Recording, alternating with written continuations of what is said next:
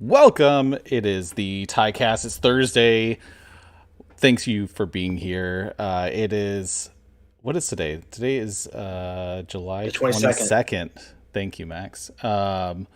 And we are back for another episode. It's 9 p.m. Eastern Time. Thank you for being here. Thank you for being here live. Thank you for listening on Apple Podcasts or Spotify or Google Podcasts or wherever you listen to it. We have an awesome show tonight. Great panel. Let's get right into it. I'm going to say some hellos. Aaron at Beach Pizza Gaming. Good to have you back, man. Hello. Good to be here. Good to see you all. You all look great. What a great time we're going to have. Excellent shirt, by the way. Very appropriate. Thank you. We have two newcomers this week. First off is Jason. Hey, J Matthew. J Matthew. YouTube is your handle. Your links in the description. Thank you for being here. I don't always go by Jason, but it's my real name. Why not? Yeah, exactly. I noticed when we were setting this up, we're like, does everyone go by their handle or by their first name? And we kind of just started doing just your real first name. So thanks for being here. We'll do some shout outs in a little bit. Max at Madonna Max, good to have you back. 18 episodes in a row. How you been, man? It might be a surprise that I'm here. I don't know. I don't know if people just expect to see me every week or I feel like whenever it is I miss an episode, it's like going to be the world falling apart. That's when the show ends. Is when our another newcomer, we got Remington at Pixel Codex. Good to have you, man. How you been? Hey, great to be here. Thanks for having me. Yeah, of course. You have an awesome YouTube channel, and it's good to have you back. You've been in the Discord for a while, and so I'm glad to have you on with us this week. It's awesome to finally be on. Yeah, and then Chris at Toaster Dog. How's it going, man? Good to have you back. Doing good. Glad to be here. Yeah. So I'm gonna start out because we have something a little bit special coming up in 2 weeks. So August 5th, save the date, because we are doing our first ever video game book club. And with Metroid Dread coming out, we all agreed that everyone on that episode is right now currently playing through Super Metroid for the Super Nintendo. Or, I mean, I think we're all playing it on Nintendo Switch Online because it's free included in that. But on August 5th, that episode, it's episode 20 of the TYCAST. We are doing our reactions to Super Metroid for the SNES. And so if you want to be in on it, start playing it now. We're all trying to get as far as we can over the next 2 weeks. I think I'm about 2 hours in right now. It looks like from what we looked up, it seems like it's about an 8-hour playthrough to complete the game. And so jump in it. We're going to have a big, deep discussion on it. And you're welcome to join in on the chat or on social media or whatever. It's something that we all wanted to play the same game, at the same time. And we're going to start doing that monthly too. So on August 5th, we will announce what the next game we're playing, and then you'll have 4 weeks to play that game, and we'll all be playing. And hello. Definitely the next game will be Spider-Man. Spider-Man, and that was the only other nomination when we first threw it out there. So it definitely could very well be. I want to give a few shout outs. Nofrendo, Neandermander, thank you guys for being here. So let's get right into pickups and what you're playing this week. Aaron, what have you been up to? I have been playing Super Metroid for the book club. Yes, which it's a really fun game. I like that it's on the Nintendo Switch Online. Yep. And it's nice to be able to play it in a handheld. I'm probably not as far as... So the first time I ever played that game was and it's crazy because I had a Super Nintendo and I loved it and I had a ton of games for it. The the first time I ever played it was probably like 4 or 5 years ago when I went through like the Super Nintendo kick and I bought a bunch of Super Nintendo games, and I think I found that one, on eBay for like $45 or something back then. And I bought it and I played it on a CRT TV, and I made it like 4 hours in. So no save states, and I wasn't really using any guide, and it was a lot of fun. But it was it's a pain playing on a CRT TV for me anyways, and having that set up. So yeah, so it's nice to go back and play it on the Switch, and I am using save states. I am so. Yeah. Just if you're curious, no, we don't discriminate against save states. It's the nature. I want to say one thing. I have major respect for you guys saying that you use save states. Yeah, because I know a lot of people will be like, I beat the game. They won't talk about how they use save states. I mean, it's fine if you don't. Listen. I beat Bloodborne. I beat Dark Souls 2. I don't care. I beat those and Demon Souls. I don't care. I'm a real gamer. I can go back and play some retro games with save states.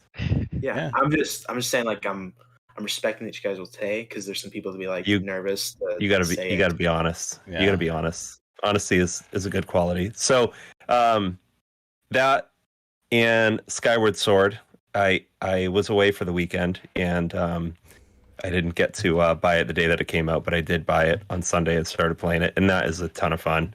I'm looking forward to getting through that game, because I've played and beat both the other Zeldas on the Switch, so I'll definitely play through this one. And then I played when I was away, the people that we were away with randomly brought a Wii and Mario Kart, and that was it. So we played that, and that was not even Wii Sports. It made me want a Wii.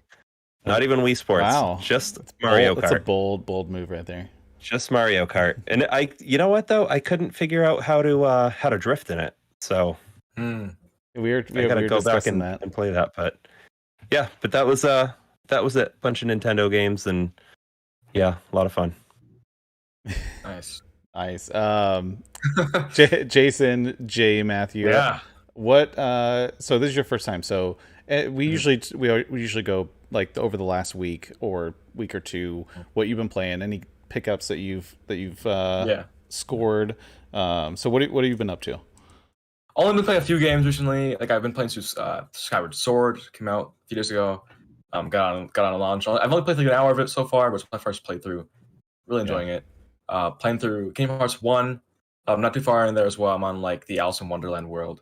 But that's a really good game. I've been wanting to get that for a long time. It's really nice playing on the PS5. I had it on PS4, but now I can finally continue on the PS5. And I've been playing this PS Vita game called Ragnarok Odyssey. It's kind of like Monster Hunter, but it's also like it's got like some other weird elements to it. It's like I played. I was like, this is like Monster Hunter. I don't really know what else to compare it to, but like, JRPG style. It's really nice. I saw you put that in the document, and I was like, that sounds like a mashup of every game that's come out in the last 2 years. It's like Ragnarok Odyssey. There it is. Nice. Okay. Yeah. That's funny. And on the Vita, cool. Yeah. Is that game worth a lot? I don't know. I got it for a good deal. It was like $20 along with the Vita and the other game the Vita came with. So I don't really know how much it's worth on its own, but I'm sure it's not too bad. Nice. And go ahead. Pickups wise, yeah. I'll just speed run them. I got a N64 Rumble Pack. The PS Vita itself, finally after so long. I got like lost mine and like 4 years ago. Finally got one again. Ragnarok Odyssey, Assassin's Creed 3 that came on the PS Vita because they had like the weird version. They had like it was 3, but it's like Liberation. It's like a weird version. Huh. I bought Mario Hoops 3-on-3, the Japanese version though. Nice. I found it cheap. I'm like, okay, that's awesome. I got the Metal Gear Solid HD collection on the PS3. Metal Gear Solid 5, Metal Gear Rising, Killzone 3, Resistance: Fall of Man, and then the PS2 Metal Gear Solid collection. So it's like 1, 2, and 3. But like the PS3 one is like 2, 3, and then Peace Walker, which is weird. Dead Space 2. Talk about Dead Space later. Yeah. Destroy All Humans. We Fit Plus. We Fit. Monkey Ball. Banana Blitz. Big Brain Academy. We Degree. Rayman Raven Rabbids. iCarly 2. And Angry Birds Star Wars. Nice. So I loved Angry Birds Star Wars as a kid. That was awesome. was that your lifetime pickup list, or was that just this week? That was a few days ago. Wow. Well, That's some of impressive. it was a week ago. Most of it was. That's days ago, awesome. but- That is. Have you played any of the Metal Gear Solid games? I have played a little bit of 2, but I tried because what happened is I bought 2 a while ago, and I tried. I didn't want to because obviously it's 2. I'm not gonna start playing through when I got it. So I just tried it out, and so I didn't get any spoilers because I just wanted to try it because I bought it a long time ago. But I got those because I wanted to play through them for the first time.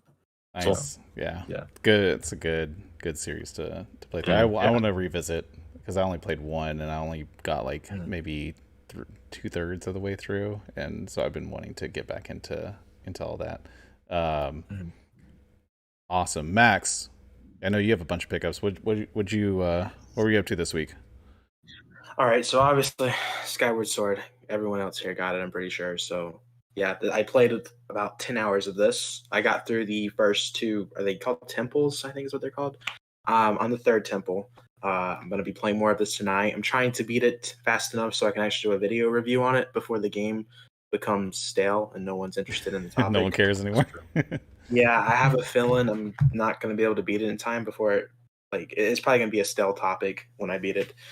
And obviously got the Joy-Cons, Zelda Joy-Cons. They look so good. So lucky for that. Yeah, They're so nice. Hold on, you Amazon can keep talking. package. And then what else? Oh, this is the big thing, the one that I was talking about, how I finessed GameStop. This okay. So when everyone's realized I got all this at GameStop, and then keep it all in your mind. Then I'm gonna tell you how much I paid for it. You guys are about to be blown away. Your eyes are gonna be like, all right. So starting off with the GameStop finessement that I pulled off. Destroy All Humans for the Switch. I played this also. I played a lot of this week. Catherine Full Body. Ooh. Yeah. I'm really waiting for me about this. I'm gonna be honest. I really don't care about playing this game. I feel like price, right? Yeah, I feel like this is gonna be a really rare Switch game, and I'm so mad. I paid the new price tag. It's not even sealed. I'm like, this is the one thing I wanted sealed. They don't have it sealed. Five Nights at Freddy's, the core collection. It has all the Five Nights at Freddy's games. I swear you just bought that 3 weeks ago. Yeah, didn't you? I bought Help Most Wanted in March. Oh, okay. So then Katamari. Yeah, good game. I'm really excited to play this. That's a fun game. Nice. Okay, so I bought this before everything that came out, so don't cancel me, please. I got Tony Hawk Pro Skater. I'm kind of excited to play this. Stardew Valley. I've been meaning to play this game, and I've been waiting. Love that game. I actually didn't think there was going to be a physical copy. I was just waiting just to wait. A physical copy came out, so I'm glad I waited. Cadence of Hyrule. Yes. Yes, I've been wanting to play that. How much was that physical? 40. Oh yeah. That's why I bought Crypt of the Necrodancer for what, like $2.99 or $3.99, and then so that's the only thing that's preventing me from playing Cadence of Hyrule is the massive uptick in price. But Max, yeah, you all of this $104. What? Wow. Yes. Oh, that's crazy. And I got a hoodie with it also. What? Awesome Miles Morales. All for $104. Oh, that's sick. Damn. Now let me explain how I finessed them here. So GameStop had a lot of deals this week. Yeah. They had if you spend $75, you save 10. And if you spend $150, you save 20. And then on top of that, they had it where if you buy 2 new games, you get 1 pre-owned game for 50% off. I was supposed to pay $208 for all of this. the GameStop employee. So there was a lot of difficulties ringing all of this up because the GameStop wasn't applying the deals. So the employee was running all these numbers, and somehow I ended up with it being way cheaper than it was supposed to be. I think you're not supposed to combine those offers. I think it was supposed to be one or the other. Oh, they combined all the different offers? all of the deals. So this dude put everything on top, and I think he even put more deals and didn't even realize what he was doing. This guy was so confused. I was so confused. I finessed GameStop into giving me all this for $104 plus the hoodie. So, that's awesome. I guess some people won't consider that a finesse, but since it wasn't supposed to be that price, I consider that a finessement right there, if anything. So that's nice haul. A solid. Yeah, that's awesome. Again, good job, Max. I bought the Tony Hawk before Activision although stuff came out. I think Vicarious Visions is. I don't know that they're. I mean, I'm sure they're somewhat involved. They're owned by Activision. But I think this is mostly Activision corporate. We'll get into it. Remington at Pixel Codex, welcome to the TYCAST. First time. What have you been up to this week?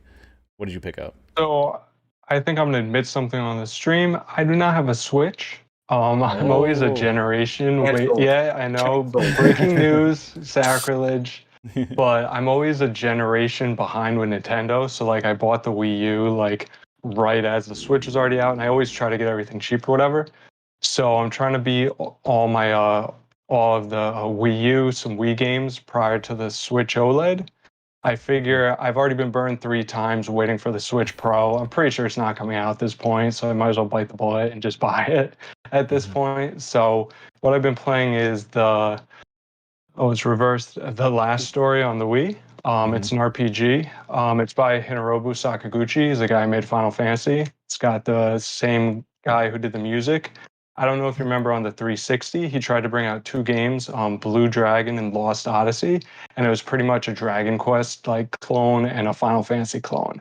But if you never played them, they're all pretty good, but I guess everyone kind of complained. He's like, oh, you're just copying all your stuff. So on the Wii, he's like, all right, I'm going to bring out a game. It's going to be all modern, completely different.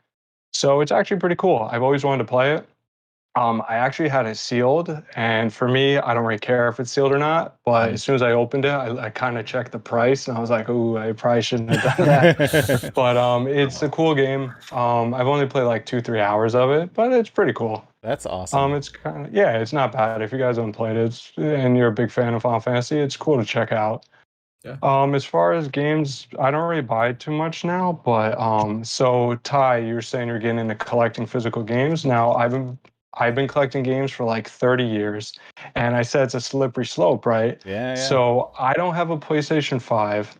I don't have a Switch, but as soon as I see something on sale, I have to buy it. Like, it's a sickness. So I got Miles Morales on PS5. I don't even have a PlayStation 5, but I got this game. So if I eventually buy it, might as well. I'll be able to play it. Just in preparation. And yeah. For so after the PS6 comes out, then you can. Yeah, but as soon as the PS6 comes out, I'm set. And then I got Dragon Quest 11 on PS4. I'm probably never gonna get around to playing it. I think I'm on like Dragon Quest 5 on the DS right now. So awesome. And that's it for me. Sweet, yeah. Those are. I like retro pickups and stuff like that. Oh, yeah. I just, it is exactly what I'm right now, especially right now. I'm really into stuff like that. There's some gems that people didn't really appreciate back in 10 years ago even. And Chris at Toaster Dog, what have you been up to, man? Yep. I've been streaming a little Legend of Zelda: Link to the Past. I was hoping to finish it prior to our Super Metroid episode, but that's not going to happen. I am going on vacation next week, and we're traveling a lot, so I'm hoping to get a good chunk of Super Metroid done in the car. Nice. We played Rocket League one night. Oh yeah, Sunday night, I think we did that. Yeah, we played a while. I didn't even put that in my list. I totally forgot about that. That was fun. And then I didn't have any real. Well, I guess it's not a real gaming pickup, but I finally got a chair, and now my butt doesn't hurt, so I'm counting it as a pickup. That is definitely a pickup. That counts. That definitely counts. So for me, I bought a bunch of random stuff. So I've been playing Skyward Sword. I got the Joy-Cons. Although, so full disclosure, I was working on doing a mod for my Switch to be all white, and so I did the back because I got the back panel, and that was fine. And then I got this cool screen protector that has a white bezel, and then but the replacing the front panel of a Switch is an absolute nightmare. I watched like videos, and it's like an hour and a half video, and they keep messing it up because you have to like heat gun to remove the LCD panel from it. I'm not doing any of that. So I got one of the skins because I was like, okay, I can just fake the just that little black trim that's left, basically. And I screwed it up, and I ripped it off, and I tore it, and so now I have this like weird hybrid thing with my Zelda Joy-Cons, and so I'm gonna reach out to Dbrand, see if they'll send me another one, because it was way too expensive for a piece of for a sticker anyway. But and then I've been on eBay and on Shop Goodwill the last couple of weeks, so I bought a bunch of Game Boy Colors, but this one came in today, and it's, other than this, the little sticker being a little messed up, it is a pristine. It looks absolutely brand new. It is. It looks like it's barely even been touched. And then I bought a bunch of random Japanese Game Boy games. So I got Focus. This is so cool. Pokemon Gold, the Japanese version. Pokemon Red, the Japanese version. This is, I posted this on my Instagram. It is actually the original Tamagotchi game, what? And the whole top part is a separate speaker and battery pack that will chime, because it goes off of time based. It'll chime when your Tamagotchi needs you. And so there's a whole separate. That's awesome. So it's kind of cool. So it's just I thought, I was like, I saw that, I was like, that's a cool looking Game Boy game. I didn't even know that existed. I know, that is awesome. And then I didn't know you could, and so I got like 20 Japanese Game Boy games, and so it's just been fun kind of looking them up. They're really cheap. Apparently, Japanese Game Boy games are very inexpensive. Dude, any Nintendo Japan game is significantly cheaper than any US one. And so that's like at the convention I was at. Yeah, they were selling Japanese GameCube. Oh yeah, you said games. In your video. There was like Mario Sunshine for $20. I'm like, what are we doing wrong here? How did we get this way where everything is like quadruple the price? I need to go to Japan, buy like every game that's expensive here, and I'll be so happy. Dude, there's so much cheaper. You can go on eBay and find like the first WarioWare for like $15. The Japanese versions are cheap. The other thing I bought this by itself because like 5 years ago, I got all of my games stolen in a move, and so like all my like childhood games, and so I'm slowly going through, and from what I remember that I like played as a kid, and so just randomly I saw this Teenage Mutant Ninja Turtles Fall of the Foot Clan Game Boy, and I played this game. I remember playing this game for hours and hours and hours, like car rides and everything, and it was on eBay for like $5, and so I bought it. I was like, okay, this is going to be the start of me rebuying all of my childhood Game Boy games as I buy up, because I actually bought 7 Game Boys this week. This is the only one that's come in so far, because I want to have. I modified one, put the IPS screen, new shell, and did all the customizations, and I want to do that to a handful of others, some Game Boy Colors and stuff. And so I bought a bunch, and then I'm gonna probably sell a couple after I modify them to just offset the cost to have some fun stuff.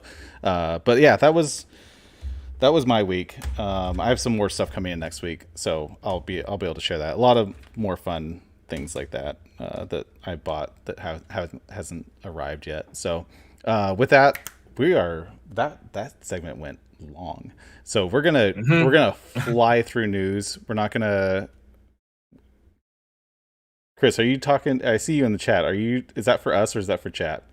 No, it's for chat. Okay. They were talking about Japanese import games. Oh, okay. I have one of those, but then I was like, oh wait, I have at least 3 that I can think of. So.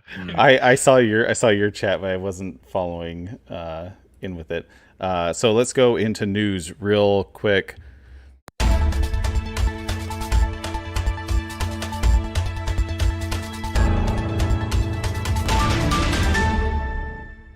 And we're with Activision Blizzard sued over frat boy culture harassment. We don't have to go deep into this because I feel like it's not really our place to deal with something like this, but I feel like it needs to be at least acknowledged if we're talking about news, because it was the biggest news. It seems like this is an issue with the culture of video game development, and yeah, I don't want to dive too much into this because it sucks. It's not okay. The whole industry needs to change, and it seems like Activision kind of acknowledged that this either has happened or, but I don't know. If anyone wants to say anything, now's your chance. The whole situation is just completely upsetting, sad. Yeah, it just makes me sad as a person that collects these things. And yeah, exactly. loves It's like talking about them and sharing them. It's just like, why does this have to exist? Why can't they be adults? It's not that hard. Yeah, no, yeah, that's it exactly. It's just it's tough when you look up to these companies for the things that you're passionate about, and then you see like the kind of like ugly underbelly of it like coming out, and then you feel for the people affected, and if you're listening or watching, I recommend you go look through some like all these allegations and everything. There's a lot of people that have come forward outside of this after it came out that to corroborate, and there's a lot of really sad stories that need to be heard, and as a to start the conversation to change this. It seems like it's systemic between Ubisoft and Riot, and now Activision. It seems like it's kind of industry wide, and so nothing's going to change until people start holding the people and the companies accountable for what's going on. But and so yeah, if I felt like we needed to acknowledge it, but if anyone has anything else to say, go for it before we move forward. Toaster Dog said it best. Yeah. That's exactly what I was going to say. Yeah, it's just it's disappointing. It's not okay. Yeah. It needs to change. So with that, we'll move on to there's a new PS5 digital edition revision that kind of snuck out. It's 300 grams lighter. No one really seems to know what the difference is, other than the screw on the bottom doesn't require a screwdriver. I think it's like a thumb screw. But I don't know. It's something. It was, for some reason, it was like top of the news this week. It was like that. Yeah, it was a slow day. already has. Now the question is, do I need to buy that to have every PS5, or what's? Yeah. Yes, you yes, do. Technically. Maybe this screw is just 300 grams lighter. We don't even really know. Yeah. How much is 300 grams? Does anyone know how much 300 grams is?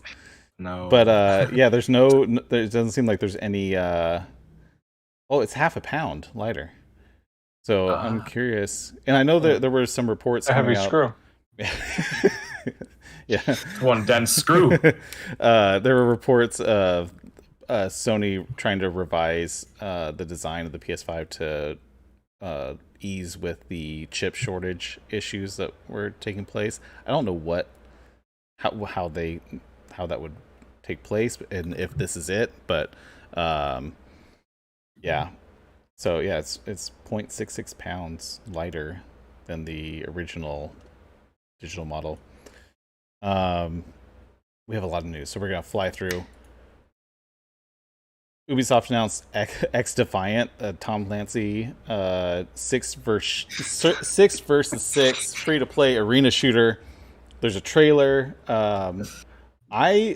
Okay, so full disclosure, I love stuff like this, but I don't know if anyone. Although, and it's free to play, so it's probably loaded with microtransactions and all the garbage. Sorry, Max, did you show your sleepy face already? No. Oh, was it coming? I missed it. No. I was actually gonna say, I feel so bad for the people. Ubisoft hyped this up 2 days before the announcement, and they made it seem like it was gonna be Splinter Cell. Yes, and I saw everyone freaking out about Splinter Cell. Yeah, dude, I was gonna say just for the love of God, just make a Splinter Cell game. Fine, that's you would make so much money. Dude, I feel so bad for the fans. Yeah, how long has it been? 5 years, I think, since the last one.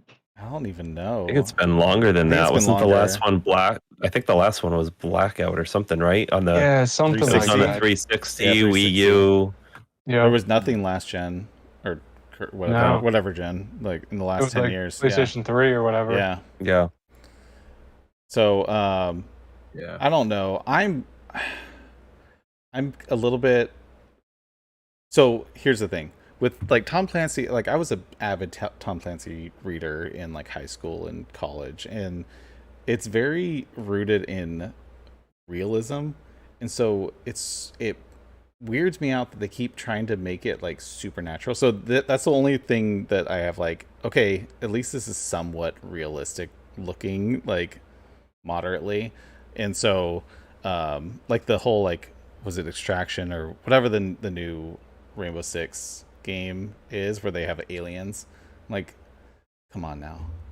Tom Clancy's it was a tactical, it was global political warfare, and then they're oh, let's do an alien game. It seems like they were trying to fit a square peg into a round hole. Sounds like the Call of Duty route. And so that was my issue with it. And so I don't know. I'm intrigued by it, but we'll see. It's probably gonna be what we all expect it to be. The next is the Dying Light Platinum Edition coming to Switch. Everybody play that game. Play that game. I know, Everybody Aaron, you are play that game. Seriously. I know I asked you in the Discord, but let's stop this podcast right now and all go play that game. Let's all stop the podcast, play that game, and play Days Gone. Days Gone. Bye. Days Gone. Yeah. Dying Light is a really good game, and there's a ton of Easter eggs in it. There's don't even read about it, just go play and explore it. And there's so much in that game. Did anybody else play it? I haven't played it. I've played a little bit of it. I never finished it, but I thought it was so fun. It's when you first start off, it's one of those games that you first start off and you're there's a day and night cycle, and you're afraid to go out at night because it's so dangerous, and there's things that are going to kill you immediately. And then as you level up through the game, you go from it taking 12 hits to kill a zombie to you're a one man or woman wrecking machine. So you go through and one hit kill everything, and you just it's such a good game. Nice. I highly recommend it. I find this really, really interesting. Warner Brothers, they're publishing this, and they also published Witcher 3.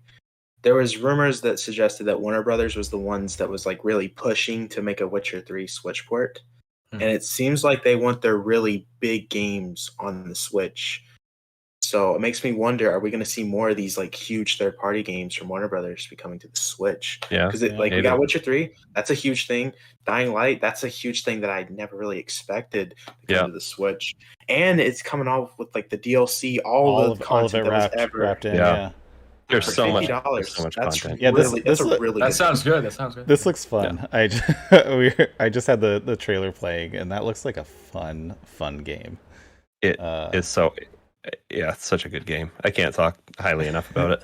All right. I hope it's all on one cartridge, like Witcher 3 was. Oh, Yeah, that'd be Yeah. I'm cool. assuming it probably will be since it's just from the same publishing company. I don't know. I'm probably gonna buy it on PC, since it's like what, like $5 or $6 right now or something. Is that what Yeah, we you can did? get it really Like, cheap, and it will run. I'm depending sure it's going to run way better than it will on the Switch. Yeah.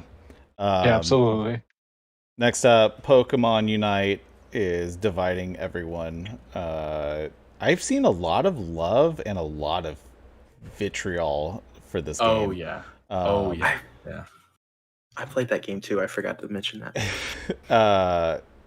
I haven't played it. I'm kind of interested because I've always been slightly intrigued with MOBAs, but also very like, I don't want to get into this because it's so like overwhelming with all the chaos in the whole scene of that and the competitiveness and everything. But so Max, you played it. Did anyone else play it? I played it. I like suggested it for like the news, and then I played it like an hour before we started. Oh, okay. And I also read about like why people don't like it. I'm like, what? Like, I'll like. So basically, of course, it's free. So there's like microtransactions, and there's like some Pokemon that like are available to get now, but like you'd have to like. The way I can explain it is like you have to like level up for like 5 weeks to like gather enough stuff for this one thing, or you can buy it all at once and get it that day. And that's what makes it unplayable for a lot of players that are fighting people who actually want to pay the money, don't care about paying the money, to have those characters. And the other people have to play it like for 5 weeks straight just to get that character and things like that. And apparently one of the characters in the game, because there's like a few of them, which is weird. One of them, like, you can only get it from using actual money, apparently, which is really weird. Oh yeah, I don't know why. I think that's a like a big thing is if you can work your way through to get to accomplish as much as someone paying, then that's one thing. But if you put that wall up that no matter how hard you try, you cannot get to this point without putting in money, that's what I think some people have a strong issue with, and it seems like that's what is happening. So Max, what did you think? Game, though. You like it? Yeah, it seems like people are playing are enjoying it. The game's fun in general, yeah, just that thing is really, really weird. Yeah. It's not much of a problem with me because I got one of my favorite Pokemon as a free Pokemon to start with. So I don't think I'm ever going to pay money unless somehow they get Tepig in the game. That's my favorite Pokemon of all time, but no one likes Tepig, unfortunately, so he's probably never going to get in this game. I never played League of Legends, so I just call this game like Pokemon Basketball Edition because I mean, it reminds me a lot of basketball because you have to. But yeah, the way you score, right, Max? Yeah, you go to like the ring and you jump up at the Powerball, you throw it in. Yeah, and it makes me want to see a Pokemon basketball game, like an actual. Like I Mario feel like that'd be funny. Yeah, I pulled up this article. It's like Pokemon Unite is the baby mode MOBA for me. And it's someone who's saying they like it. I think conditionally, but yeah. One thing I wish I did before we were talking about it, I wish I played it on mobile because I'm just curious to see how it's not out yet. It's not out yet. It's not out. Yeah, I think it's Switch initially, and then it's coming. It comes out mobile soon. I think a month or so. Okay. The mobile version. I'm impressed that thing stays at 60 frames per second on the Switch. I'm actually really impressed by that because it graphically looks pretty good. Yeah, mine dropped a lot, which is weird. Or at least it lagged. Mine dropped when they were doing the loading screens. Like it was like 1 frame per second when the actual game was happening. Unless there was lag, the frame rate stayed 60, which I thought was nice. That's true. Max, you just went 1 frame per second when you were saying that. All right, moving on. The EA Play Live was today, and so we're going to talk about it briefly. There's the big thing is the Dead Space remake. Oh, hell yeah. Yes. So it's a only next gen remake. It seems like it's of the original, but incorporating pieces of the other games also. It seems like it's kind of like a universal remake. We'll touch on that. Then Battlefield 2042 Portal, which it seems like it's a almost like a creative mode for. Yeah, dude. Sorry, did I say 1942? I meant 2042. If I didn't. And it seems like they're going deeper into that whole thing, which I'm interested in now more so. Apex Legends, there's the new character, new thing, Knockout City, and then Grid Legends, the new Codemasters game. Those are the big deals with the EA Play Live. But I think most of us are most interested in Dead Space, it seems. I'm not a big horror game player, and so I never played Dead Space because it scared me. Who are Dead Space fans? Before we move on. Right. Yeah, I am. Yeah, I played it on the I played it on the PS3, and it was I don't know if I can say I'm a fan yet, but I just bought 2. Yeah, nice. I have a funny story about. I never played 2 or 3, but I played 1, and is it really? It's better than 1. I really liked 1, but the first one's awesome too. Yeah. So I can't call myself like a fan, but I played the first one on mobile. They made a Dead Space on mobile. Was it the entire game? You know, I played that. Yes, it was the entire game, I think. Wow. I got it on my iPod. iPod. Side story. I don't remember. Okay, all right. I got it on my iPod Touch when I was like 7 years old. You played the whole thing? Yes, it freaked me the crap out. I was like, that's 7. Playing Dead Space. And Ty's like, I was like 23, and I was like, nope. So the funny story is, when I first played this game, I had no idea it was going to be a scary game. I thought it was just a shooter game just called Dead Space. I'm going to be honest. That was what was going into my mind as a kid. And I played it at like 4 a.m. when I was sick. I woke up and I was like, you know what? I'm going to play this Dead Space game. It took forever to download on my iPod Touch. It's got to be a great game. Wait, you were up at 4 a.m. I was terrified at 7? No. Okay. Sorry. I was sick. So I woke up at 4 a.m. Oh, okay. And I was playing that game till like 7, and because I was terrified. Like when I was playing it, I still played it while being terrified. But I was like, I'm definitely not going to bed after this because I was 7. Like I was like literally 7. So that's like a scary game. And that game was fun though. I've always wanted to play the Dead Space series after that, and you can't really play that series on like PS4. On PlayStation now, they have Dead Space 3, but they don't have 1 and 2 for whatever reason, which is kind of weird. I hate when they do that. Yeah, so I'm excited to play this remake. It's going to be exciting. Yeah. The like I read something about like a game that was being developed, and one of the things that was like the key things they were making it was like, is killing the enemy fun? And that's like, when you think about it, it's like, okay, that's actually pretty important in a game. Like, you're going to be doing it a lot if it's an action game like that.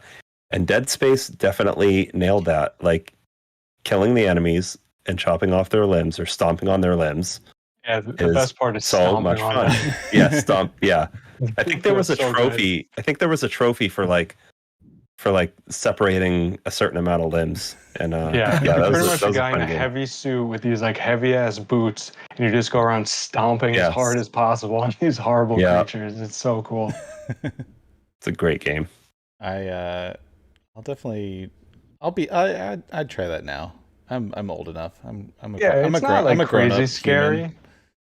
I'm a grown ass man. I can play it. You're not 7 anymore. Yeah. If Max can play it at 7, if Max can play it at 7, I can play it at 37. All right. So we have 15 minutes. We have a little bit more than 15 minutes. I usually try to cap this at an hour, but we're 45 minutes in, and we are finally getting to our title segment of our deep dive into the N64. So we kind of shifted. Yeah, you got the Rumble Pack. I heard you kind of like blew through that, and I was like, and then you're like, and I bought these 45 other games, and so I didn't go back to it. But so the N64, it came out. So it was first released in June of 1996 in Japan, September 1996 in North America, and then March of 1997 in Europe and Australia. And it was, so I'm pretty sure none of us who owned an N64. Yeah, I pretty much got it the day it came out. Yeah. Yeah, I was like a big Nintendo kid. Sure, yeah. I was in a weird off cycle where I had an NES, but then I bought a Genesis.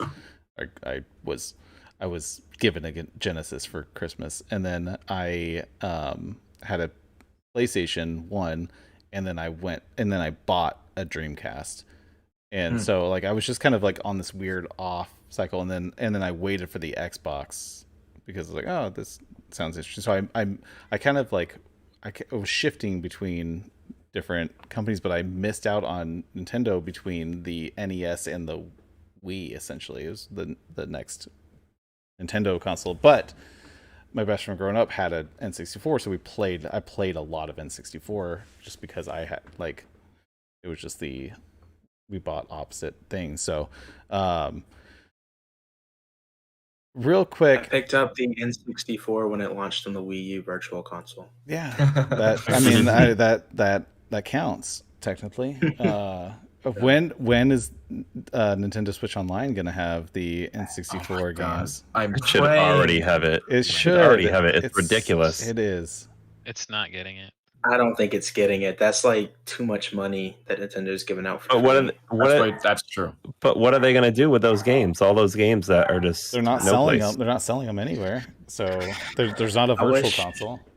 N64 Classic Edition would be awesome, but what makes me so sad is that like I always preach about how the Wii U is like still relevant because like it has all the virtual console things, like especially with the 64, DS, GB, all that good stuff. Yeah. But they're not going to allow you to add credit card funds in January anymore. Right. Is that out of this world? Off? Yeah. So yeah, they're cutting that off. So that's like the last official way. So real quick, let's go around. What was your experience with the N64? Obviously 1996.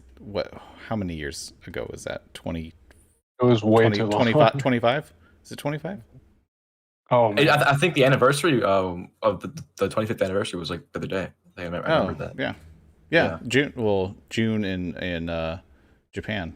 It'll be September 29th in the US for the North American launch. But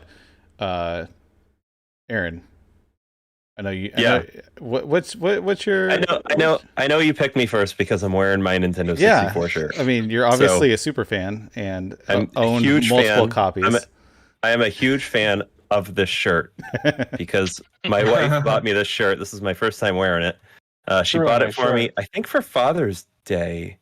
So yeah, my wife bought it for me, and I pulled it out of the bag. I said, "Babe, this is great." I said, "You got me a video game shirt." She's like, "Yeah." I said, I actually never owned a Nintendo 64. And she's like, "Oh." I was like, "It's cool though. It's cool. I'll keep the shirt." I've played some of the games and I do like them. So, I had a Nintendo. I had a Super Nintendo. I had a Genesis. And that was right around the time that, like 94 is when the PlayStation came out, right? Was 95? 95? Yeah. So, and did the Saturn come out around the same time, I think? Summer of 95. It came out just before. So I knew those came out before the Nintendo 64 because Nintendo they were already getting like the these are games for kids label thrown on them. Nintendo was for kids, and then the other consoles were for teenagers and adults. Yeah. So I had kind of moved on from, I still had my Super Nintendo, but I had a Sega Saturn and a bunch of games on that. And, so I had been playing that in 95 and probably the beginning of 96. But that was like, that was like a phase where I think I turned 18 in 96, and that was like the longest phase that I went without really playing any video games. I think I went from 96 to 99 only playing like Donkey Kong Country for like 2 nights in a row.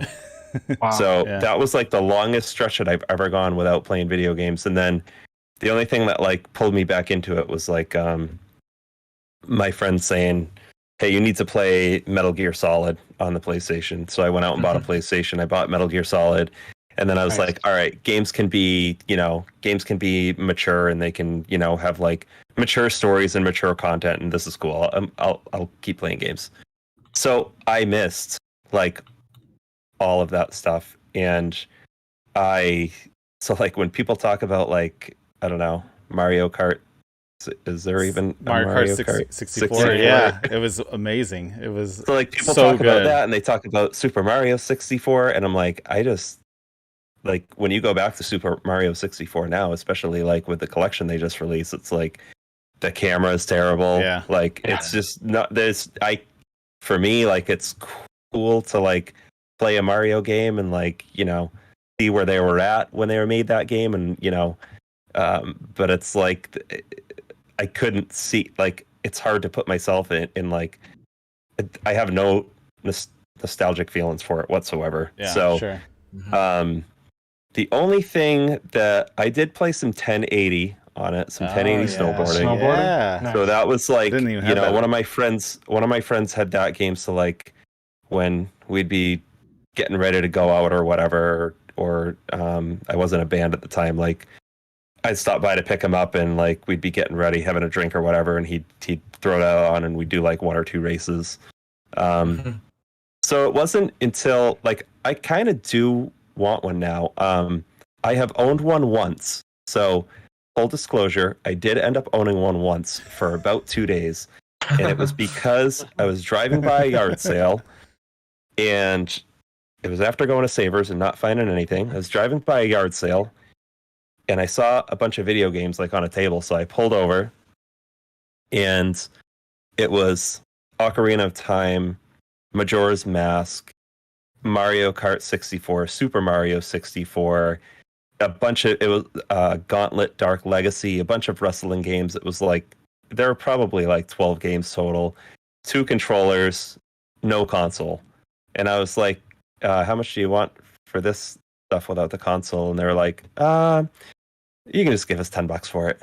And this is like 4 years ago. So yeah, so I was like, okay, that's good. So I like took all that stuff, and I was like, all right, now I need to buy something to test it. So I went to like this local store that carries retro stuff, and I bought a Nintendo 64. And even that at the time, I don't know what they're going for now, but it was only like $40. So I bought that, tested the games, threw it up on eBay, and that was it. So the one game that I really, really want to go back and play, and I have thought about buying a Nintendo 64 just to play this game, is Paper Mario. Oh, because people talk about like how great it was, and I remember like during the winter seeing a thread about like best snow levels, and there's like some snow town in that game that like people say is amazing. So I started playing it just to like during the winter. I started playing it just to get to that level, and I was like, this game is incredible. So I do want to go back and play that game at some point. If they released an N64 Mini, I would buy it. But that is my experience with the Nintendo 64. I think the best of our relationship is yet to come. There were so many things I want to interrupt you for, and I forgot all of them. Did you play Super Mario RPG? No, I would love to play that too. Okay. Yeah, that's a great game. Wait, is that not on? That's SNES. It's SNES. SNES. Okay. Yep. That I did not play that. It's on the Mini, maybe? I don't remember. It is on the. It is on the Mini. Yeah. Oh, nice. All right. Yeah, I definitely play that. Yeah. Which is surprising that they put that on there, since they don't even have it on the Switch. Square Enix game. Yeah. It's super weird. Man, I gotta break this thing out. Is it still sealed? No, I opened it to play it once. You should. So I never played Paper Mario on the N64, but I'm not an RPG fan, but the gameplay of Super Mario RPG is amazing. And I remember being fascinated with it. And I always want to go back and play it because I only played it at friends' houses growing up, and every time I was like, I remember getting home and like, I wish I had an SNES to keep playing this game. It was like one of those games that just stuck in your head, and like you just wanted to keep playing it. Is the gameplay similar to Paper Mario?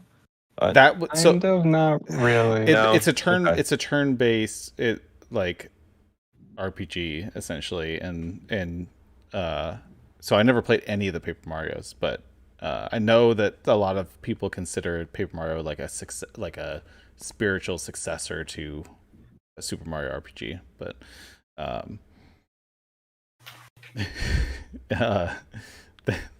thanks, Max. Jason, what about you? Yeah, I was just gonna follow up with Aaron's thing. He said he doesn't know how much they are now. They're like $90 if you only care about the original color. So they went up a little bit, and the games definitely did too. So that was a crazy pickup of yours 4 years ago. But no, I don't have one either. 64 is like the next console I've been looking for after the Vita. So I got that now. That's my next adventure. But I'll get those at some point. I have a lot of the games. I have Paper Mario, Mario 64 on the virtual console, and then I have a few of them on physical, including Mario 64, Ocarina of Time, Perfect Dark, and then a few other ones. But the 64 has so many obscure games. Like, it's weird because like the third-party support was really weird. Like no popular third-party people really wanted the 64. So all you got for third-party was like random 3D platformers just popped up on their left and right, and now it's like one of the staples of that console. Yeah. No, well, that's the thing. Is like the cartridge angle was very very controversial, that was the reason. And like that's why Square like bailed on Nintendo, because they're like, we need more memory on these games, and we need more storage, and it's kind of famously why Final Fantasy went Sony at the time. Like the reason why there was no third-party support is because every console that came out at that same time was disc, and Nintendo was like, we're going to stick with this old cartridge format, and they did. It's the same thing with the box that came in. Those were also cardboard still. Like, and then Sony... it was all backwards. Yeah, Sony came in with the plastic cases and the little CD cases. But remember, for the first year or two, the PlayStation games were the big cardboard. They were Saturn-sized boxes. They were thick boxes, but they were thick. I had a bunch of those. I have one because it comes. So the Metal Gear Solid collection that's on PS2, it includes the first one, but it's not a PS2 game. So it's still like a normal like PS2 case, but the label actually has just PlayStation on the spine. And instead of saying like PS2 or just PlayStation across the top, it has PlayStation coming down the left, like on actual PS1 cases, but like sized to the DVD case, which is really weird. Cool. So I've been, while you were talking, I was showing all the different They had a ton of limited edition consoles. I was trying to say, like, the colors it's like $90 for like the black one, but the rest are so much more. Yeah, and so like the colors are great. So real quick, so there's obviously the standard charcoal, and then there's all the fantastic ones, the like jungle green, ice blue, grape purple, which is redundant, fire orange, then the smoke clear, and then the watermelon red. So this is all across all regions. So some of them were only in like Japan or only in Europe. Then there was so in Europe and Japan they had a clear white blue, like with a blue top, and even the controller had a clear white back with a blue top. It's a really cool looking one. I've never seen that. Same with the red, and then the Pikachu one perplexes me because they changed the whole shape of it, and then they like changed the buttons, like everything. Pikachu is 3D, and but it's like they has elongated one side of it, which is just strange. So nice. Skaken Bacon Media in the chat says he has the Ice Blue N64, which is awesome. I'm so jealous. I know. I will say that's one of the things that actually, like, when I started watching like some video game room tours like a couple of years ago, that is one of the things that was like, man, I would love to collect Nintendo stuff, even though I'd never owned a Nintendo 64. And it, like, just seeing all of those colors, and like, I can't believe like Nintendo did that. I know. You know, they're like, they only sold like 30 million consoles worldwide. Well, Sony sold like 100 million or whatever PS1s. Yeah. And it's like, okay, we're gonna make a bunch of different colors. Like that was a big risk to take. I think they made like 35 different like color consoles, and it's weird because then the Switch, they have 100 million, and they have like what, 10 maybe. There's a few, but they're nowhere near as cool as the Fantastic series. Yeah, exactly. I mean, this honestly to me is the coolest one. Like this light with the blue and red, like. Sweet. For me, it's either that or the Animal Crossing one. That one's the most. The Animal Crossing one is cool too. But that light, the Pokemon Light version, is probably the most unique out of all the Switch. The different, because they like inverted everything. Yeah. And but and then when they do the dock stuff, but so okay, sorry, Max. I interrupted in the middle of it. Go ahead. You go. All right. So my experience with the N64 was actually like the first experience. I knew about it before this, watched videos on it before this, but my first time actually getting a chance to play it was when Nintendo did a Nintendo Direct on April Fools of April, of course, on April of 2015. They did a Direct. Everyone thought it was a joke, but it was an actual Direct that happened. That was one of their best Directs ever. But in that Direct, they announced that N64 would be coming to Virtual Console on the Wii U eShop. And they had Super Mario 64 at launch. I think that was actually it. And then like they were talking about how every week there'll be one new N64 game. Mm-hmm. And they had a deal where if you buy Mario 64... after the Direct, you get it half off or something like that. It was some sort of deal. So, went ahead and bought it on the day, and I absolutely love Mario 64. It's funny that this happened because a few weeks before this Direct happened, somebody made a Super Mario 64 HD made in Unity in that timeline, and it got taken down. Surprise to no one. But that was actually my experience first playing Mario 64. And when I played that, I was like, I need to play this game. And then Nintendo just announced this, and I was like, all right, well, now I get to play Mario 64, and absolutely loved it. After that, I did more research on the N64 via YouTube, all that stuff, and I think this is an underrated Nintendo console. It's not my favorite. GameCube's my favorite. Hopefully one day we get to do a deep dive on that. I have it in the schedule. Oh, nice. Okay, I'm excited for that. We'll do it. Nice. It's cool because like the N64, we've seen some of the most favorite Nintendo franchises come from the N64, like Super Smash Brothers is one of them. Everyone talks about that now. Paper Mario, we just talked about it. But I hope one day I get to play, like, I don't own an N64, haven't actually touched an N64 controller.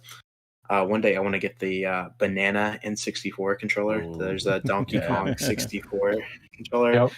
I want to get that one day when it's not $300. That's true. But yeah, I enjoy the system a lot. Are we talking about favorite games and worst games now? I have, whatever you, Go for Okay. it. Well, we also got an iconic game on the N64 known as Superman 64. Probably one of the worst video games of Ever. all time. People can't even finish the tutorial because of how bad it is. The controls are so bad. They have to I wanna go play through it. these I wanna play it. rings. I've watched videos on that. Sounds amazing. And it's pretty brutal. The thing I'd love with to play the N64 is it didn't like with the graphics didn't really age well because of the it's weird because I feel like even though the N64 came out a year later, I feel like even the PS1 graphics aged a little bit better than the N64. Yeah, it's because they use that horrible texture filtering where it just like blurs over everything. Where at the time it's like, oh, it's smooth, this looks great, but it's just like they smeared Vaseline all over the screen. Exactly. And so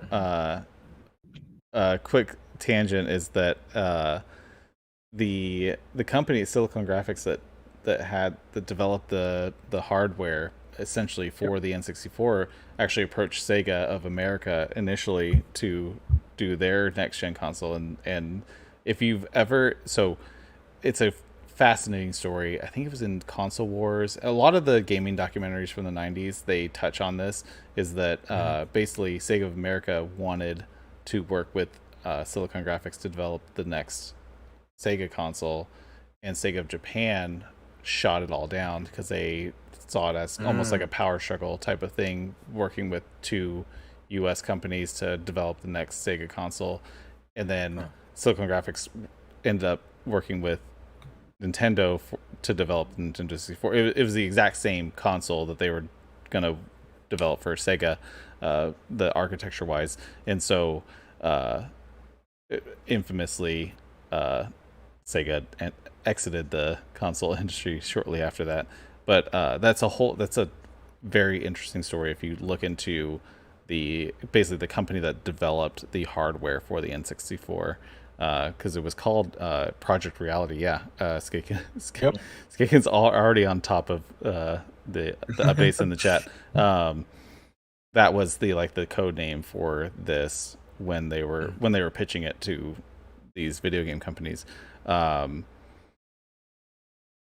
yeah, Max, continue, because there's a lot of bad games on the N64 too. And so there's so many. But I know Superman gets usually the top nod for worst game because it's just the controls, the graphics, everything is really bad on that game. We also had games like Banjo-Kazooie and Conker's Bad Fur Day, which were Nintendo properties. Now they're Xbox properties, Yeah. so that's interesting. That came out of the N64. In terms of my favorite game, I'm going to have to go with Mario 64, because that's really the only N64 game I played. Sure. I played a little bit of Banjo-Kazooie, and I can't say that's my favorite game yet, because I only played like an hour of Banjo-Kazooie. It's not as good as Mario. Yeah. So Mario 64 definitely takes the cake for best N64 game. Hopefully one day we get a HD remake of this game. I think that would be awesome. I feel like that game still holds up very well to this day, Mario 64. Maybe not graphically, but I still think it holds up pretty well. So that game was definitely revolutionary with the way the whole analog movement. And I remember holding an N64 controller and moving him around and having him do the whole he leans into movements and stuff, and that just feeling so, I was like, wow, this feels different than anything else I've ever experienced. And that I feel like that instance was what prompted Sony to push the DualShock. Okay, we need analog sticks, and which is funny that Sony went with the okay, we're gonna take this and then improve upon it, because the N64 analog stick turned out to be kind of garbage, but it was the first one. Yeah, it's pretty bad. But it was the first one, and so you can't expect that it was gonna be amazing. And so but I just remember playing in Toys R Us or something and holding the N64 controller, which didn't make sense because there was 3 handles, Yeah, which is it a had whole nother instructions for how to use it. whole nother issue that I know, Aaron, you dropped the guy's like how to properly hold an N64 controller. It's like two hands, and then the third hand comes in for the So every D-pad. instruction manual had to show you how to hold it to properly play the game. It was ridiculous. Yeah, you have to like you have to like choose one or the other side. Yeah, it's like, one depending on or what the you're other. playing. Yeah, and then unless you were playing GoldenEye with two N64 controllers and you got the dual stick. Was that a native thing or was that a mod thing? I remember. No, there was one game that they could do it. I think there was some driving game that did it. I think the I thought Phantom game or whatever it was. Didn't GoldenEye do it too? Where No, you I had played so much GoldenEye, I don't remember. But I'm gonna say yeah, it sounds cool. Yeah, that maybe. way, so. Yeah, whatever. Beetle Adventure Racing was the number 16 top game on the N64 apparently. Sorry, I'm if you're watching, I'm looking at the Metacritic top games of the N64. Remington, go ahead with your experience with the N64. Yeah, so when Nintendo 64 came out, I think I was like 12, and like every 12-year-old who wants to be cool, I had a PlayStation, right? Because PlayStation was a cool new system after Super Nintendo. But I remember seeing ads in the magazines. Like I was huge into like Electronic Gaming Monthly, like Next Generation, Game Pro, like Nintendo Power, all that stuff. And I remember before it coming out, they actually brought out arcade machines, and the system used to be called the Ultra 64, which is a way cooler name. I don't know why they ever changed it. Like it sounds so much better. Yeah. After Super Nintendo Ultra 64, right? So prior to the system ever coming out, they brought out two arcade games. It was Killer Instinct and Cruisin' USA. Yeah. And when I saw Killer Instinct, it was the first time they ever did or that I ever saw like a 3D CG rendered fighting game. It had awesome music. I'm like, this looks sick. I need to have this. And Cruisin' USA was cool. So I really wanted it. And the funny thing was, they kind of did like shady hype for the system. Like they showed like all these CG renders of Super Mario 64. I don't know if you ever saw it. There's like a 3D render of Bowser that looks amazing. There's the like Chrome, the Mario. Yeah. That shows like every reflection. It's like ray traced in 1996, right? Yeah. And I'm like, that looks so amazing. I have to have it. So I sold like the majority of my PlayStation games. I had the big box ones. I just sold them. I really wanted to play Mario 64. And the first time I ever played it was actually at a Blockbuster. They had a kiosk. And I remember it was like the flame level or the lava level and the ice level. And just like you said, like people don't realize like back then, there were no analog controls. Like there were not 3D games. Like Tomb Raider did not come out till 2 months later in October. Same thing with Bubsy 3D. So there weren't 3D games. So the first, like as you said, the first time ever holding an analog stick, and I think in the first level of Mario, there's those like flat block guys who like fall down and you gotta jump on their back. I remember like running in a circle around him, and the fact that you could go behind somebody, it just blew my mind. Like I'm like, this is amazing. I need to have this. So I bought that. I only had, I had Nintendo 64 for a few years, and then I sold all the games for that, and I bought like more PlayStation games because honestly, I'm a big fan of Nintendo 64, but PlayStation much better. I was big into like Metal Gear Solid, Final Fantasy 7, like, and you have to have those on a CD game. Also, what people didn't realize, like when the game first came out, the system, there were only two games. Yeah, there was Mario 64 and Pilot Wings, and it was a long ass wait before the next game. And then, like, if you think it's bad now, like I think GameCube and Wii like had big gaps, but this was like 7 months before anything good. I don't think Zelda came out till like 98, so that was like 2 years later. It was super hard to wait for these games, and they were crazy expensive. I actually looked it up for this. They cost anywhere from $60 to $80, which is insane. Like if you do that now with like price inflation or whatever, that's crazy. It's like over $120 a game. It's nuts. Yeah. Ocarina of Time didn't come out till November of '98. And like 98 was a good year. But so I could talk about this forever, but I'll just say a cool game that not a lot of people talk about. It's called Blast Corp. Yes. And I just got that like a month ago. nice. Yeah. It's one of my favorite games. So basically in the game, you're like the most hardcore like construction or demolition guy ever, right?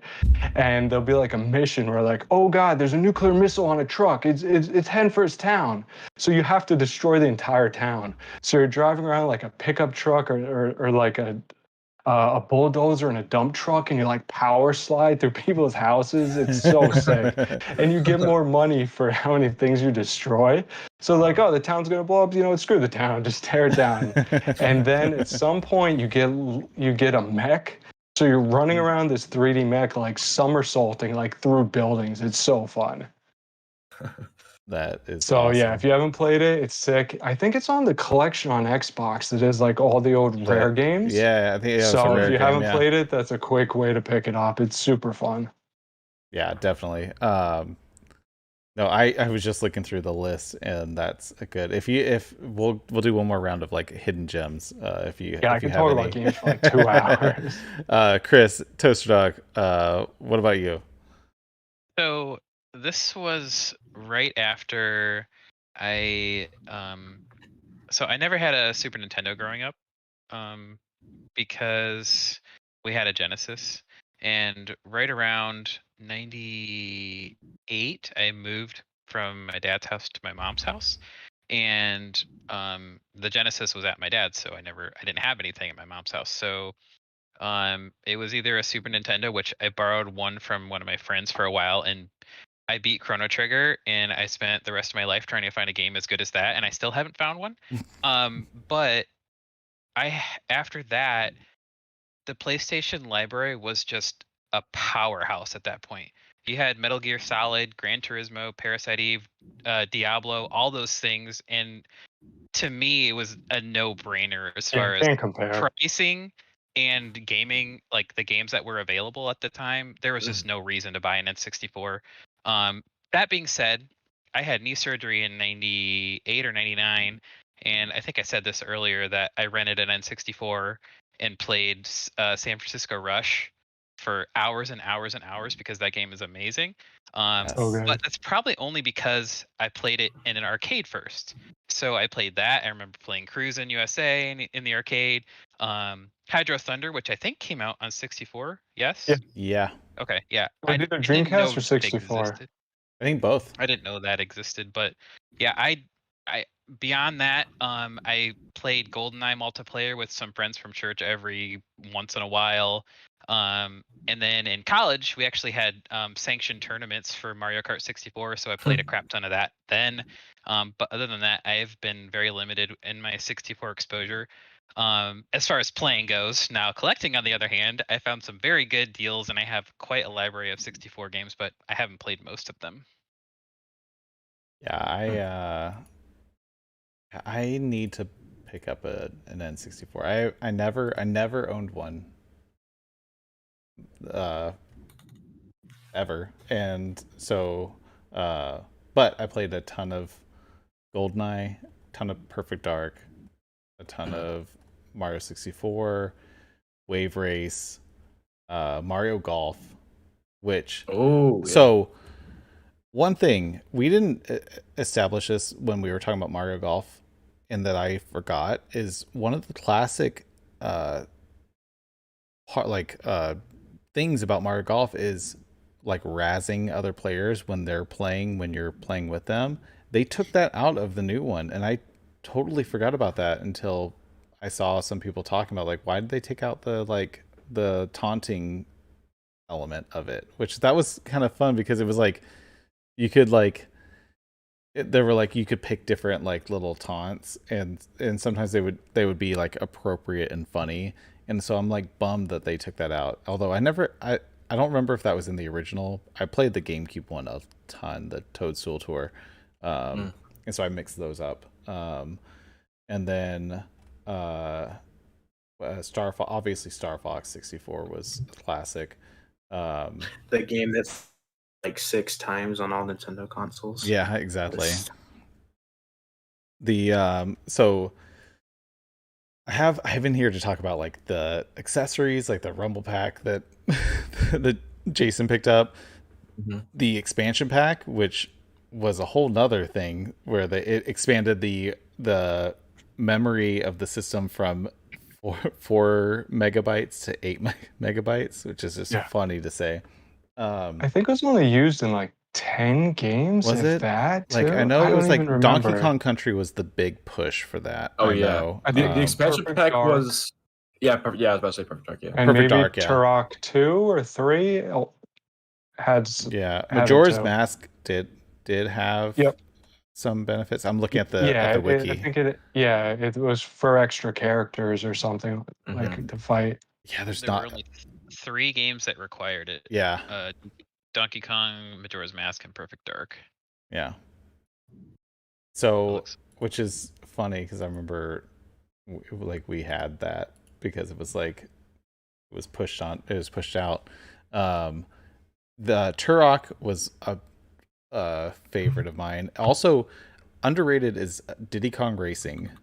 If anyone has never played that, that was a game. I was about to say hot take. So much better than Mario Kart. It was so good because you had the planes and you had the cars and it was it was so much more dynamic. Yeah, and then the hover boats or whatever. Like a hover. Yeah. And there was only one sequel on the DS, or like the remake on the DS, or whatever you want to call it.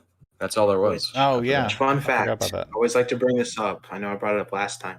Banjo-Kazooie and Conker. That's their first appearance in any game. That's true. They and they got rid of them in Diddy Kong Racing DS, which kind of sucks.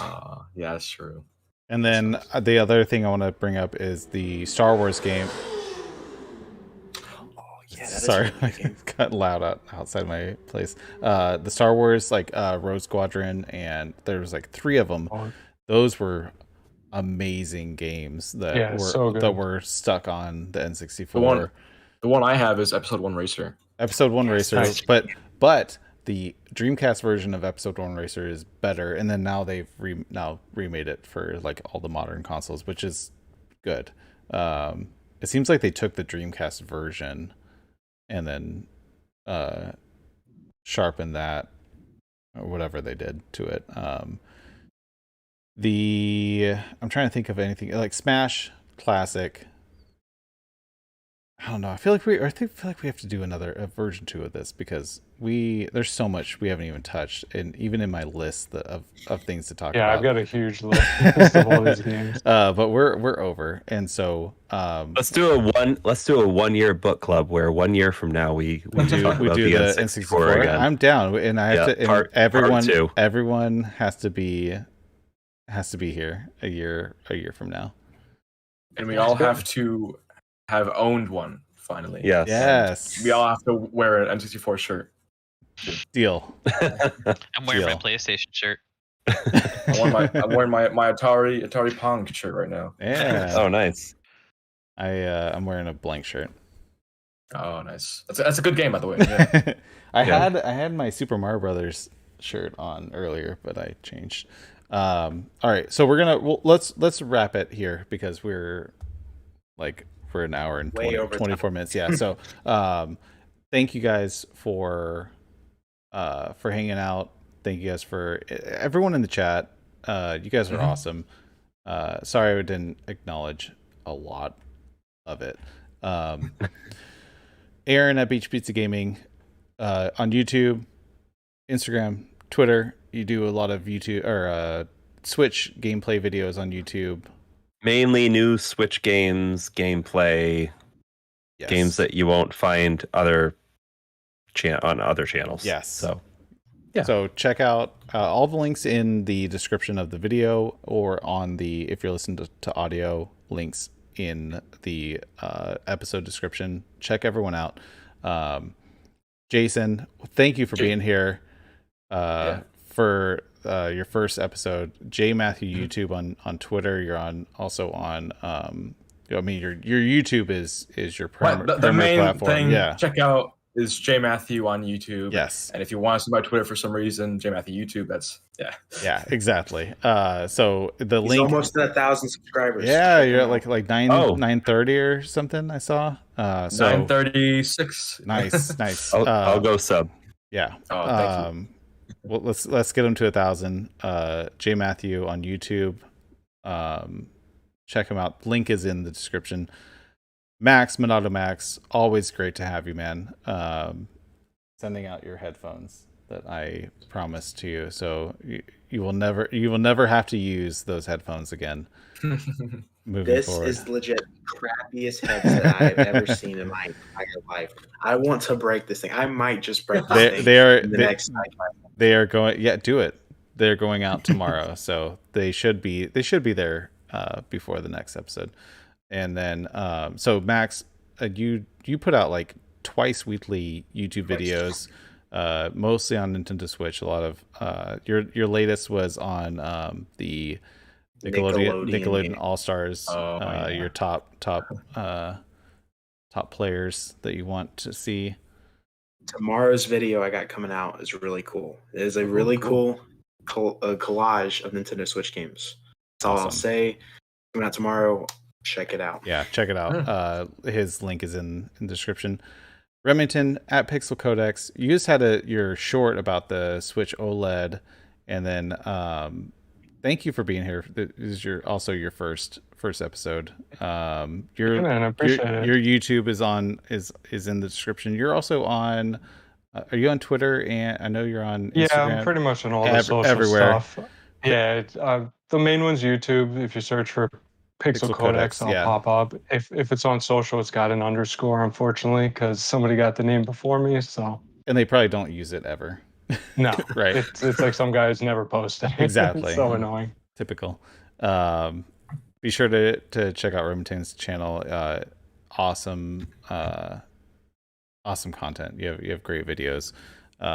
Thanks, man. I appreciate it. Yeah, your link's in the bio. Chris at Toaster Dog. You are streaming A Link to the Past right now on Twitch. I have your Twitch linked in the description. What are you gonna do after A Link to the Past? I feel like I need like a actiony fast, because Link to the Past just kind of feels slow to me right now. Sure. It might just be the state I'm in right now, but maybe Super Metroid will kind of get my gears going a little more and lead me into something else. So I don't know. Yeah. You thinking still retro though? Probably. Nice. Good. Yep. I like that. There's not enough of us doing retro streams. I keep wanting to do that, but retro games are hard, and especially single player retro games. Like I'll play Streets of Rage with someone all day long, or like a Teenage Mutant Ninja Turtles arcade all day long. But if I'm solo on on an NES game, I'm like, I get a little scared. But you beat Katana Zero, so you have some skill. I did. To use. I did. Yeah. I did a live stream of me doing Ghosts and Goblins. It took me 4 hours live on stream to beat the first level. Wow. Yeah. That's a hard game, though. That's a hard game. I don't blame you. That is my greatest fear. That is my singular great. That I would play Dead Space alone in the dark in VR with I don't know, it's something else scary before I try to play a very hard game live on stream, especially if there's like more than 10 people watching. And the worst part is you have to play through it twice if you want to get the real ending. So it's one of the most hardest games ever. You got to play through it 2 times. Yeah, nope. That's all nope for me. But but I love retro games, and so Chris, I commend you for going to battle with all with the difficult single player games. Thank you guys all for being here. This is a good episode. I thoroughly enjoyed it. Thanks for talking about the N64 and all the news. So reminder, 2 weeks from today, August 5th, we are all currently playing, like not even just everyone on this panel, but like several people that aren't here tonight. We are all playing Super Metroid on Nintendo Switch Online or on SNES, however you're choosing to play it. Join us 2 weeks from now. We're all going to discuss our thoughts on Super Metroid. That's our video game book club. Be here. It's going to be a party. It's our 20th episode, 20 weeks in a row that we've been doing this. And so join us, play the game, and join us in the chat. That episode specifically, I'm going to call out. If you at me, I will call out your comment if while we're talking about Super Metroid. So have a good night. Thank you guys, everyone. If you're listening, watching, check out everyone on the panel. All the links are in the description. And everyone has, like, you guys are all awesome. Thank you. Thanks for having us. Of course. Thanks. Yeah, thanks. It was awesome being on here. Yeah. Yeah. All right. Good night, everyone. Good night, listening. Good night. Happy Thursday. Have a good weekend. Have a good Friday. Adios. Oh, I love all the, like, bye. See ya. Interesting languages I'm doing right now. So many gang signs I just did.